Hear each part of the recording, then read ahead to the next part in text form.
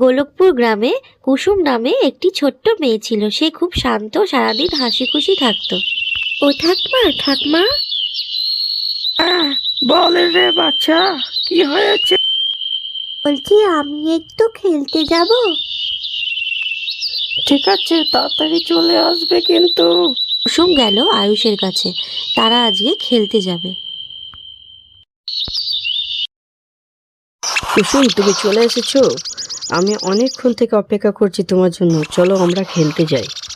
এই বলে তারা দুজনেই খেলতে চলে গেল।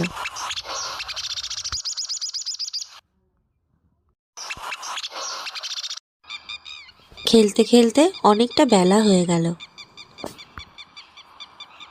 অনেকক্ষণ হয়ে গেল, চলো এবার আমরা বাড়ির দিকে যাই। আয়ুষ, দেখো গাছটা কি সুন্দর, চলো আমরা ওই গাছটার কাছে যাই। না কুসুম, ওই গাছটার কাছে যেও না। শুনেছি ওই গাছটা একটা পেতনি আছে। কুসুম আয়ুষের বারণ না শুনে গাছটার কাছে এগিয়ে গেল। চলে যাচ্ছ আয়ুষ? ভয় পেও না, এসো, কিচ্ছু হবে না, দেখো আমি গাছটাকে ছুঁচ্ছি। আমার কাছে কে হাত দিলি রে? তোর আমি ঘাড় মুখে দেব।